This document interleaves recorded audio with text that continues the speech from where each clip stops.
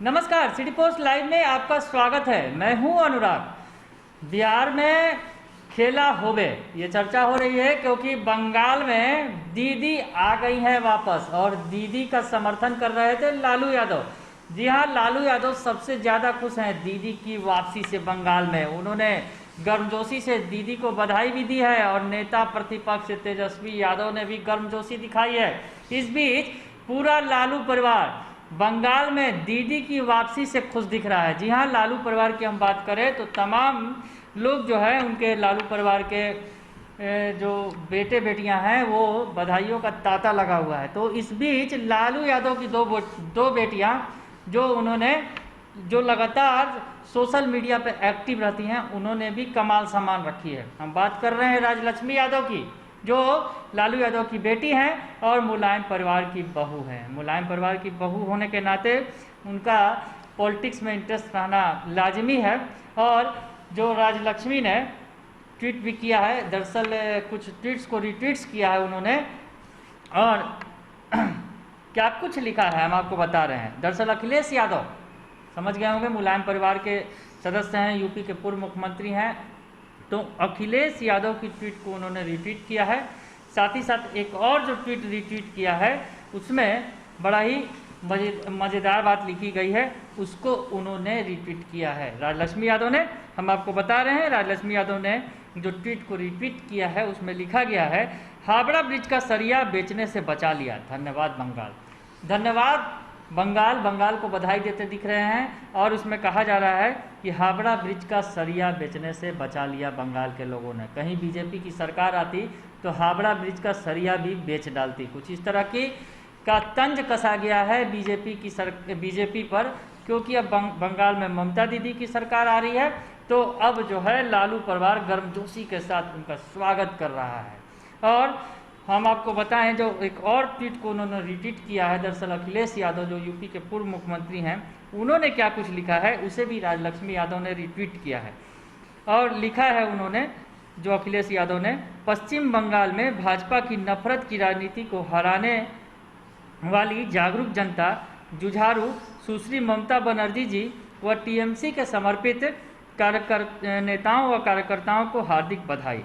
ये भाजपाई कि एक महिला पर किए गए अपमानजनक कटाक्ष दीदी और दीदी का जनता द्वारा दिया गया मुंहतोड़ जवाब है।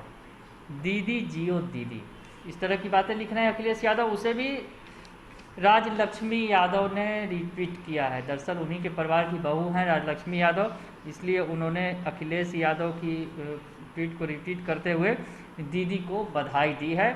और साथ ही साथ जो दूसरा एक ट्वीट हमने बताया आपको कि किस तरह से तंज कसा गया है ममता बनर्जी की वापसी पर लेकर, और बीजेपी के हार पर जो तंज कसा गया है कि हावड़ा ब्रिज का सरिया बेचने से बचा लिया बंगाल ने, धन्यवाद।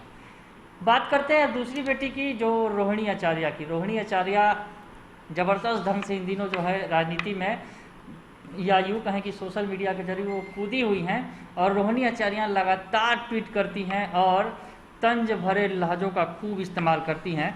तो रोहिणी आचार्य ने क्या कुछ लिखा है ट्वीट करके। दरअसल रोहिणी आचार्य का ट्वीट आप देख सकते हैं। रोहिणी आचार्य ने एक तस्वीर शेयर की है जिसमें ममता दीदी अकेले बीजेपी के 3 कद्दावर नेताओं पर भारी पड़ रही हैं। तस्वीरें देखिए पहले आप, और उसमें दिखेगा आपको कि ममता दीदी एक तरफ खड़ी हैं और दूसरी तरफ पीएम मोदी, अमित शाह और यूपी के सीएम योगी आदित्यनाथ, तीनों खड़े हैं, लेकिन तीनों पर भारी नज़र आ रही हैं ममता दीदी। और इस पर लिखती हैं वो, सूती साड़ी वाली दीदी इन दंगाइयों पर भारी पड़ी। मतलब कि दीदी जो सूती साड़ी को पहनती हैं और सिंपल रहती हैं, तो ये दीदी जो हैं इन दंगाइयों पर भारी पड़ी। तो इन तीनों को दंगाइयों की संज्ञा भी दे रही हैं रोहिणी आचार्य। और तस्वीरों में जो तस्वीरें, जो तीनों नेता खड़े हैं एक साथ और बोल भी रहे हैं, ये तो हम तीनों पर भारी पड़ गई दादा, इस तरह की बात अमित शाह बोलते दिख रहे हैं तस्वीरों में। तो ये बात हो गई रोहिणी आचार्य की। हमने बताया कि रोहिणी आचार्य ने जो ट्वीट किया है उसमें इस तरह का तस्वीर को शेयर करते हुए ये बातें लिखी हैं और कहा है कि सूती साड़ी वाली दीदी ने इन दंगाइयों पर भारी पड़कर दिखा दिया है। तो उसके बाद एक और जो ट्वीट किया है रोहिणी आचार्य ने, वो खासा इंटरेस्टिंग है। दरअसल उसमें मिथुन चक्रवर्ती की तस्वीर को उन्होंने शेयर किया है और लिखा है, कोबरा गया तो बिल में घुस, बीन बजाए खोज रहा बंगाल।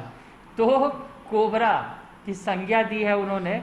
दरअसल ये रोहिणी आचार्य ने नहीं कहा है, खुद को मिथुन चक्रवर्ती ने कोबरा बताया था। दरअसल मिथुन चक्रवर्ती चुनावों के वक्त ही, एन चुनावों के वक्त ही वो बीजेपी में शामिल हुए थे। खुद पीएम मोदी ने उन्हें सदस्यता दिलाई थी बीजेपी की। उस वक्त उन्होंने हुंकार भरी थी। जो ब्रिगेड मैदान था, कोलकाता का जो फेमस मैदान है जहाँ पर रैलियाँ होती हैं तो फिजा बदल जाती हैं, उस मैदान से उन्होंने खुद को कोबरा बताया था। तो कोबरा बताया था और ब्रिगेड मैदान से जो हुंकार भरते हुए जो मिथुन चक्रवर्ती ने कहा था, हम बता देते हैं क्या कुछ कहा था। उन्होंने कहा था, मैं असली कोबरा हूँ, डसूंगा तो तुम फोटो बन जाओगे। मैं जोलधारा सांप नहीं हूँ, बेले बोरा सांप भी नहीं हूँ, मैं कोबरा हूँ और एक बाइट में काम तमाम कर दूंगा। मिथुन चक्रवर्ती ने तो खुद को कोबरा बता दिया था मंच पर से, तो अब उसी पर तंज कस रही हैं रोहिणी आचार्य। कोबरा गया तो बिल में घुस, बीन बजाए खोज रहा बंगाल। तो कोबरा कहाँ बिल में घुस गया है, बीन बजा के बंगाल खोज रहा है। तो बंगाल चुनावों का जो नतीजा है उम्मीदों से परे नहीं है। ममता दीदी सब पर भारी पड़ी हैं। ममता दीदी की उम्मीद थी कि वो सत्ता में वापसी करने जा रही हैं, तमाम दावे थे।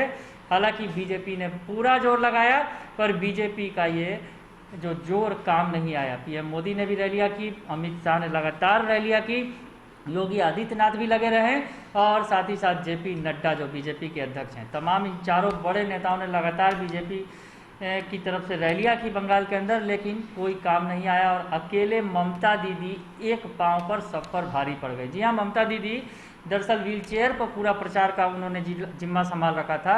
उनके पैर में चोट आई थी, उस वक्त उन्होंने बीजेपी की साजिश इसे बताया था और उस पर भी खूब राजनीति हुई थी। तो खैर ममता दीदी ने बड़ी सफलता हासिल कर ली है।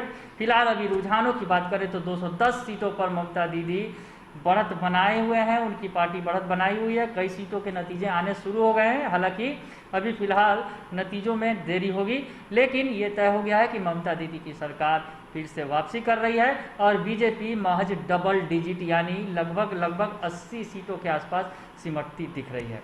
अगर आपको ये खबर अच्छी लगे तो इसे जरूर लाइक करें, सब्सक्राइब करें और शेयर करना ना भूलें। धन्यवाद।